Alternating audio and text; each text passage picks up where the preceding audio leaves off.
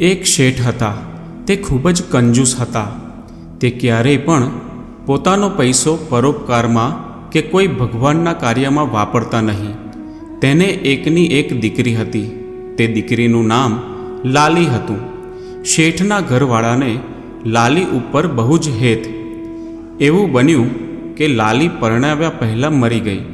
શેઠાણી તેના શોકમાં આખો દી કલ્પાંત કર્યા કરે, તેને સંભાળ્યા કરે, જેને તેને લાલીની વાત પૂછ્યા કરે. એક ઠગને આ વાતની ખબર પડી. શેઠ દુકાને ગયા હતા.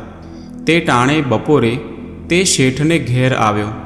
શેઠાણીને કહ્યું, હું સ્વર્ગમાંથી લાલીના સમાચાર લઈને આવ્યો છું. લાલીની વાત સાંભળી શેઠાણી રાજી રાજી થઈ ગયા અને બોલ્યા, બોલો બોલો, લાલીના શું સમાચાર છે? લાલી ત્યાં સુખમાં તો છે ને? ઠગે કહ્યું, લાલીને ત્યાં કોઈ વાતે દુઃખ નથી, પણ શું? ઠગે કહ્યું, લાલીના કપડાં જૂના થઈ ગયા છે અને ફાટી ગયા છે. તેની પાસે ઘરેણાં પણ નથી. શેઠાણીએ કહ્યું, એમાં શું? હું તેના બધા કપડાં અને ઘરેણાં તમને આપું. તમે તે લાલીને પહોંચાડજો. લાલીને કોઈ વાતે ઓછું આવવું ન જોઈએ. પછી શેઠાણીએ ભારે કપડાં અને મોંઘા ઘરેણાંનું પોટલું કરી આપ્યું.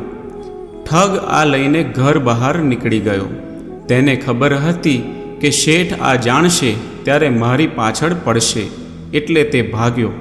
થોડી વારે કંઈક કામ પ્રસંગે શેઠ ઘેર આવ્યા.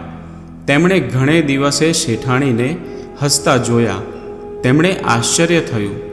તેમણે પૂછ્યું, આજે કેમ પ્રસન્ન દેખાવ છો?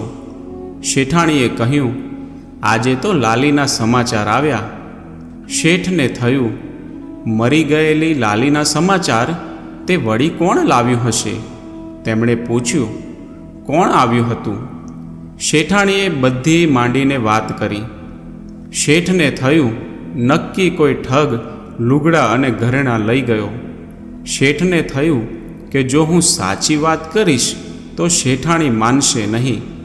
એટલે શેઠે પૂછ્યું, તે ક્યારે અહીંથી ગયો?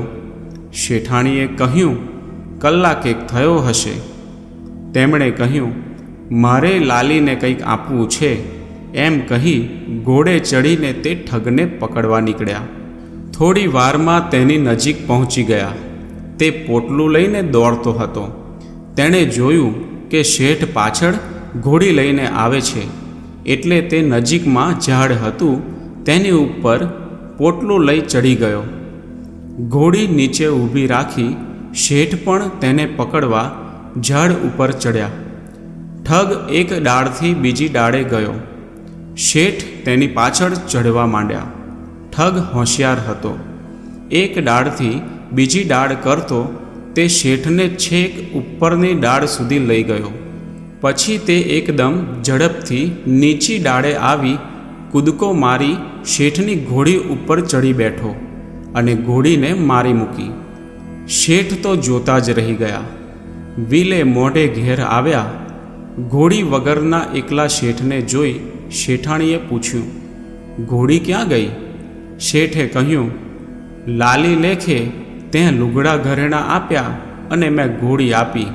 મિત્રો, આ વાત પરથી આપણને એ બોધ મળે છે કે આપણે જીવનમાં જે કંઈ પણ કમાવીએ તે બધામાંથી આપણે થોડો ઘણો ભાગ પરોપકારમાં અને જરૂરિયાતમંદ લોકો પાછળ કે જ્યાં ભગવાનનું સારું કાર્ય થતું હોય ત્યાં આગળ વાપરવો જોઈએ.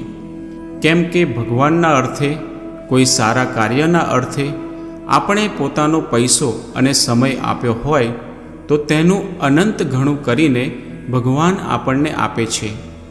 પુત્ર, પરિવાર અને મોજ શોખમાં લોકો પૈસા ખર્ચી નાખે છે, પણ પરોપકારમાં કે કોઈ ભગવાનના કાર્યમાં કંઈ આપી શકતા નથી.